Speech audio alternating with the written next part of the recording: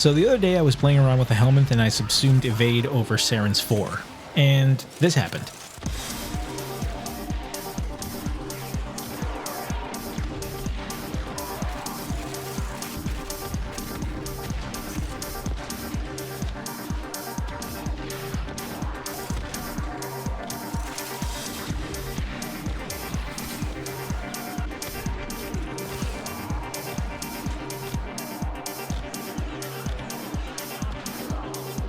Did you catch all that? Let's run that back.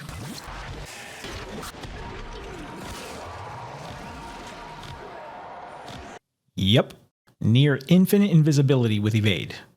But how? So we all know how evade works, but in a nutshell, activate it, you're a ghost, weak point kills are going to extend the duration of your invisibility and heal your frame. If you're subsuming it though, you're going to be capped at a maximum duration of 25 seconds. But let's be real, chaining headshot and weak point kills nonstop is a little sweaty, and it's even worse when you're on controller. So what did we do? We mixed some of the old with the new. So I'm sure you're all well acquainted with the Acid Shell Saryn build, and if you're not, huge shout out to Baby Gothics here on TikTok. Go show her page some love, because that's where you're going to find the original Saryn build, the Kuva Sobek build, and the fashion frame you're seeing in the video right now. We'll deviate from that build in a few ways. First, we're going full toxin damage with 5 Tau Forged Emerald Archon shards. Next, we're removing catalyzing shields and replacing with equilibrium. Of course, we're going to leave Venom Dose on there, but we're going to remove Arcane Aegis in favor of Arcane Crepuscular for that 30% extra ability strength and that 3x final critical multiplier. And here's a Sobek build. If you don't have a ribbon, you can replace that with a multi-shot or a damage mod. And essentially, that's it. Jump into a mission, activate Arcane Crepuscular, then activate Venom Dose, and then Toxic Lash, and go to town. But there's a catch. This only works on the Corpus. But why? So we're referencing VSAUCE twice? Okay. So yeah, that's the secret sauce. This only works against the Corpus. And why?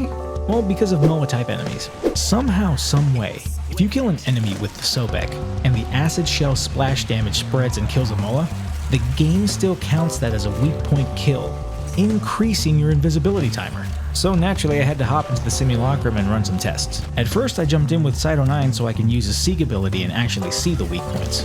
And there it is, right on its body. But then that confused me even more, because the other factions also have MOA-type units. But when chaining kills with the Acid Shells, it did not count as weak point kills and therefore did not extend evade. So at the end of the day, I just chalk this up to being a gameplay quirk, nothing else pointing to another reason. So instead of headshotting everything, you can just essentially pop a Corpus Soldier in the knee, then proc Acid Shells and kill a bunch of nearby MOAs, and you've got infinite invisibility. Because, at least in survival missions, these guys are constantly spawning. Now your mileage may vary in other mission types like Disruption, so I really do recommend that you stick to the survival missions for this one. But while it isn't an earth-shattering discovery for Warframe, I think it's still a pretty cool find. And while researching online, I couldn't find any mention of this anywhere, but please do correct me if I'm mistaken. So in a nutshell, you'll be bombing biologically. Toxicology and Acid Shells logically keep defining how you procking these AoEs. Wu-Tang Clan ain't nothing to fuck with. Once again, huge shout out to Baby Gothics for the Saryn build and for the fashion frame, and also a huge thanks to you for watching this video. And I'll see you next time. Bye bye.